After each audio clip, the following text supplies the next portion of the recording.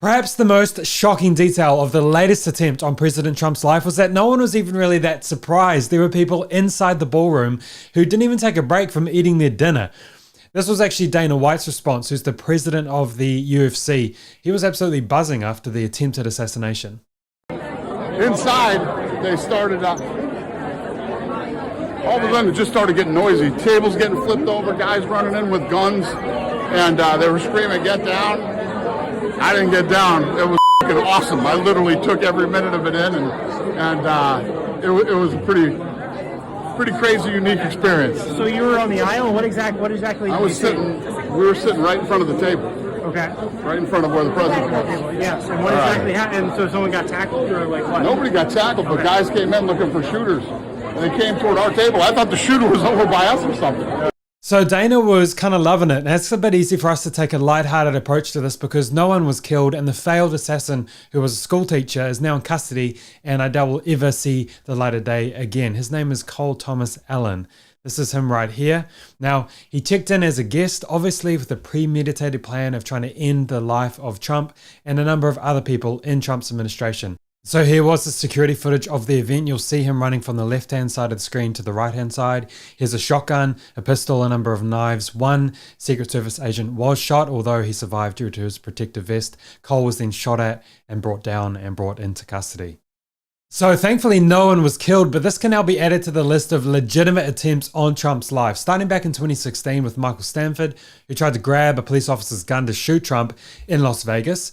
Of course, Thomas Crooks on the slope roof, Pennsylvania, where Trump was saved by the turning of his head at just the right moment. Ryan Ruth with a sniper's nest at the Florida golf course, who's since been sentenced to life in prison. Austin Tucker Martin with the shotgun, who stormed into Mar-a-Lago, who was gunned down by Secret Service. And now, of course, the attack just last weekend. And there have been other plots foiled just at earlier stages, and of course the poison that's been sent to Trump in the mail. No other president in American history has been targeted this many times, but how did we get to this point? Because I'm going to argue this isn't only a Trump-related hatred. There's a growing culture across the Western world, especially among the younger generation. And this culture is saying that political violence is an acceptable strategy, and I'm not going to pretend that this is equal across the political aisle. Unfortunately, the political left continue to argue that there is justification for the taking of the life of their political opponents. The death of Charlie Kirk by furry-loving maniac should be fresh in our minds. And if you think this is a uniquely American issue, you'd be very mistaken. The acceptance of political violence by the left has risen here in New Zealand as well. And we're going to take a look at that now and how we got here and how it has made its way into the thinking of our own politicians here in New Zealand. This is so important for us to be aware of. So let's dig into it.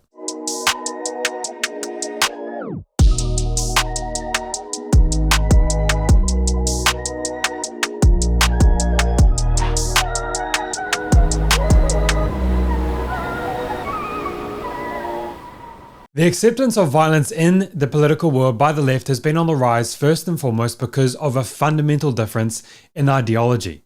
I've spoken about postmodernism before, but I will continue to do so because we need to understand that those who have subscribed to that worldview are no longer interested in civil discourse, where we can arrive at the truth of a matter through civil discussion. But instead of that, they want to silence opposing views. If a teen or a young adult spends enough time on the internet, they'll be bombarded with this worldview and the acceptance of violence towards conservatives and traditional values. This was Jimmy Kimmel just 2 days before the attempt on Trump's life last weekend. Our First Lady Melania is here. Look at Melania, so beautiful. Mrs. Trump, you have a glow like an expectant widow. And this gets a big laugh because it appeals to a concerningly large number of leftists who fantasize about the ending of the president's life. And this type of attitude is much more widespread among the left than we'd probably want to accept or admit. We see this in the disappointment on the left's faces after failed attempts on Trump's life and the celebration after the murder of Charlie Kirk last year. But the call to violence in general among people who are embraced by the left-wing media continues to be widespread online. An example of this is Hassan Piker, and here's a little compilation of Hassan Piker's views. America deserved 9/11, dude. I'm saying it. We totally brought it on ourselves, dude. Holy shit. If you cared about Medicare fraud or Medicaid fraud, you would kill Rick Scott. Well, my understanding is that the property owners who have properties there choose just not to rent it at all. Yeah, kill them. Kill those motherfuckers and murder those motherfuckers in the street. Let the streets soak in their red capitalist bloods. Left-wingers, liberals, you need to be showing your opponent's guts on there, okay? You need to be gutting them.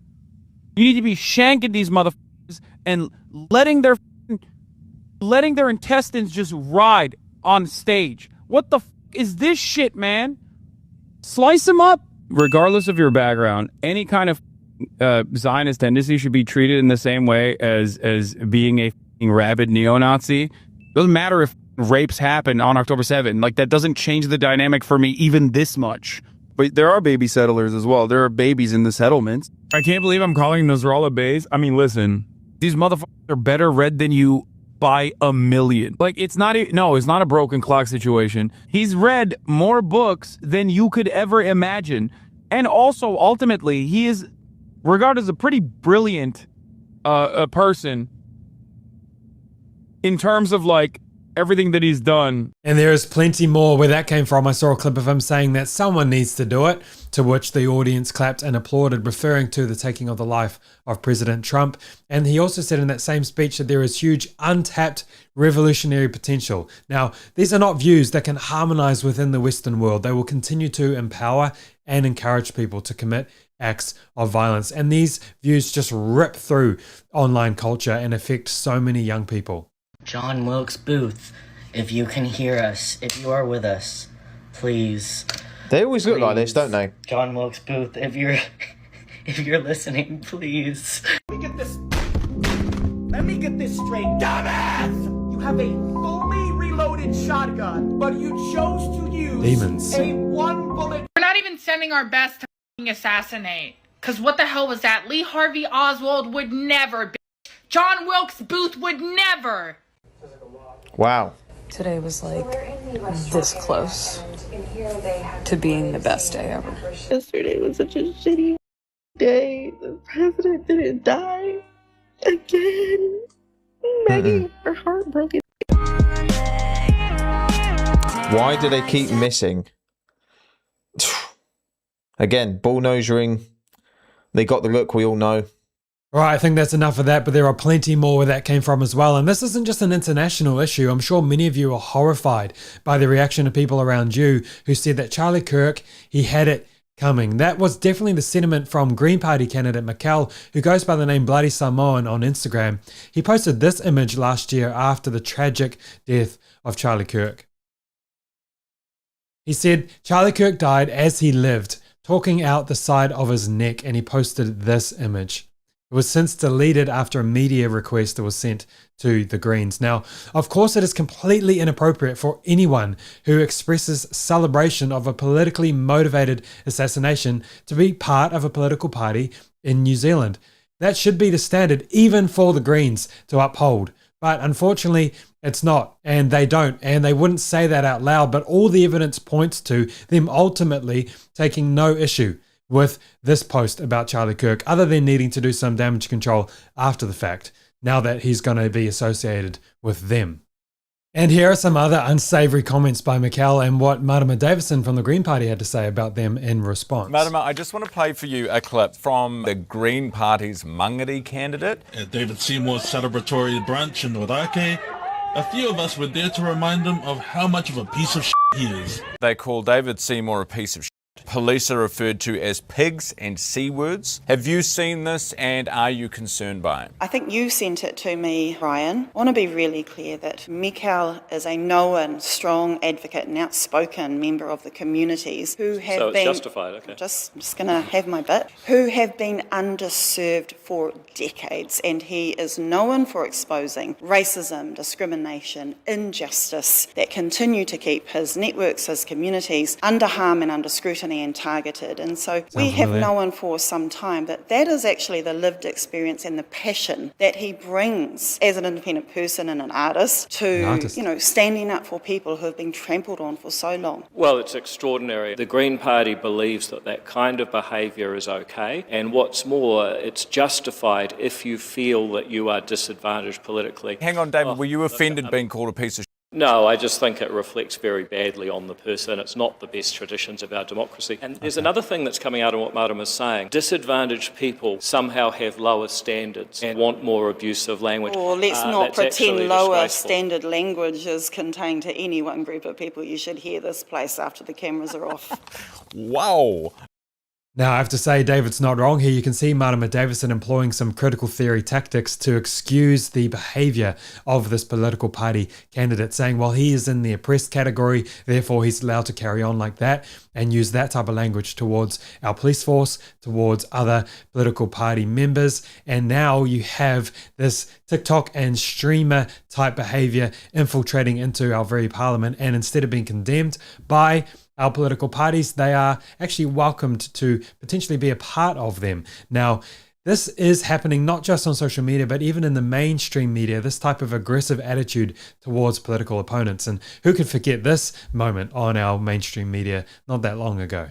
Okay, Donald Trump's here, so let's say Donald Trump. It doesn't hurt. Put him down there. Or Does it have like a laser? I'm not sure it's actually that far. I feel like there needs to be a laser on this thing. Or do you, Well, okay. this is. Oh! Hey! That was huge. I can't believe it. We gotta get rid of these guys. They're coming into our country. Hang on. Sorry. Okay, So one more shot, and then we fun this could potentially be. and then we put in the bag of salt away. This is fun. I shouldn't have. There you go. I shouldn't have chemical sprayed my house. To use There's this. a lot. It's quite salty already. Yeah. Riveting television. Good. Oh, yeah, I can't do the pump action. This type of light-hearted approach to political violence is truly widespread, and it's not just through the media or perhaps more covertly in the government, but here are some studies showing that the chances are far higher that you're comfortable with people resorting to political violence if you're on the political left. The Network Contagion Research Institute did a study showing those who are more likely to see justification for the murder of Elon Musk or Donald Trump. And so the study showed that 38.5% of respondents said that taking the life of President Trump would be at least partially justified. 56% of them were left of centre, and only 20% of those were right of centre. And another study done by YouGov shows that young liberal Americans are the most likely to disagree with the statement, political violence is never justified. You can see the numbers right there in front of you on the graph. 72% of Americans say that violence is never justified, but 11 say that it can be justified, and 12 say they're just not sure. And if you break that down by political ideology, what you'll find is that a quarter of very liberal Americans say that violence can be justified. And only 55% say no. So it's only a slight majority of very liberal people that say no violence is ever justified. And among conservatives, however, it is a very different story. Only 6% say that political violence can be justified, and 89% say no violence can ever be justified. So it's not just anecdotal. There is a significant gap in the justification for political violence on the left and right. And we're seeing this play out over and over again. So thank the Lord that the majority of liberals are either women or low T men, or there would potentially be a lot less failed attempts. Can you imagine the chaos if the acceptance of violence was in the other camp? If you know, you know. So as I said before, this is a worldview issue, one that places everyone into either oppressed or oppressor categories.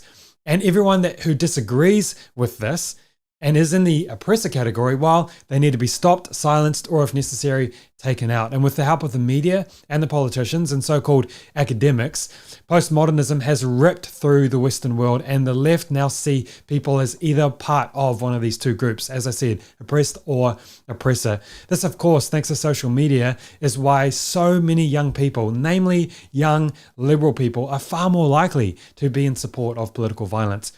This is a justified revolution after all. And so what exactly are these messages that are being fed to the younger generations from people that they're meant to trust? Well, we've seen some of them already, but we're going to take a look at another one now. Look at who we have here, Stephen Miller. Stephen Miller is so racist. The reason he went bald is because his hair was black. Stephen Miller puts the cyst in white supremacist. He's like if baby Hitler traveled in time to kill us. And there are so many examples like this of Trump or people close to him in his administration being called Nazis. And you wonder why you're surprised when people go to the natural conclusion of this type of messaging. And there he is, last weekend, Cole Allen face down on the carpet, throwing his life away. And unfortunately, others are likely to do the same in the future, as many have done before him. And this isn't a Trump-specific problem, or even an American-specific problem. This same worldview, same messaging, it's all through our country as well. And it might show itself by a young colleague at work saying good riddance after the death of Charlie Kirk, or even an older family member who's watched too much mainstream media who might say, in reference to Trump, why can't someone just take him out already? I'm sure many of you have had experiences like this, and we can pass it off as dark humor, or we can see it for what it really is. It's a very real shift in our culture. It's adopted a worldview that isn't built on truth. It's built on intersectionality.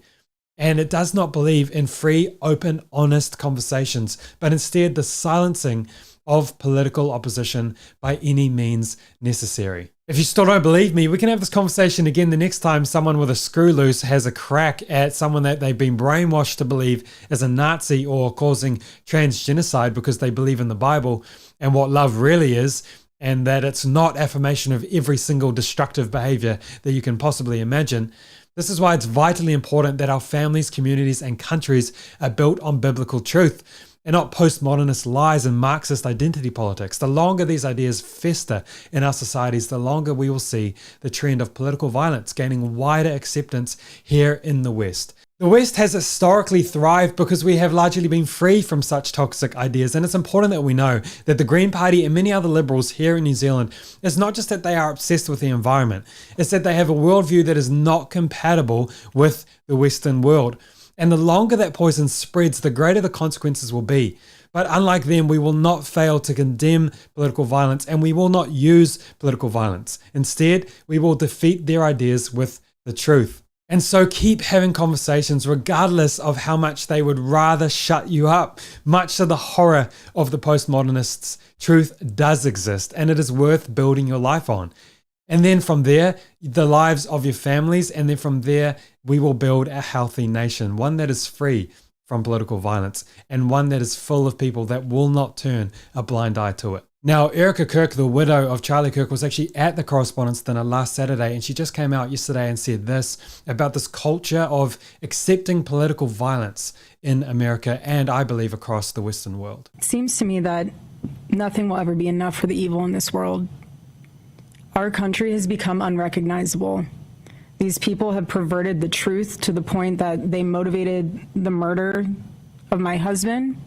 They have continuously tried to assassinate the president, and anyone who stands in their way is labeled hateful, racist, fascist, and every other trigger word that is grossly dishonest. We want the best for our country. They don't. And this past Saturday, it was a school teacher, of all people, a school teacher that attempted to change our history for the worst with bullets. You have these people who are supposed to be teaching our children the future of this country, and he's so unhinged that he is able to teach children by day and then attempt to murder the President of the United States by night. And in his manifesto, he starts by contextualizing himself by saying, I am a citizen of the United States of America. And while we may have big problems with illegal immigration in this country, I have to tell you, we have an even bigger problem when it comes to the systemic indoctrination and radicalization of our own citizens. This is what got my husband killed. This is what has led to 3 legitimate attempts on President Trump's life. There has never been a president who has faced this many assassination attempts in Americans' entire history. And after each one, the reaction from the far left has been, at best, a shrug, and in some cases, a sick disappointment that the shooter was unsuccessful. In this culture we're living in, absorbs disagreement as a form of personal betrayal. It turns having an opposing viewpoint into a moral crime worthy of punishment. And here's what I've realized through all of this, truly, having lived through quite literal hell these past 7 months, if you strip someone of their humanity long enough, you will arrive at the chilling conclusion that they don't deserve to exist at all. Erica Kirk knows better than anybody the consequences of what happens when we allow political violence in our societies. Charlie Kirk lost his life because someone decided, because of the things he said, because of his political and religious views, he no longer deserved to live. People have decided the same for Trump and many others. And as I said, this isn't a uniquely American issue. That same type of attitude is leaking itself into New Zealand. And we need to push back, not with political violence ourselves, but with the truth. That is how we build reconciliation in our families, communities, and societies. And that is how we will have a healthy nation.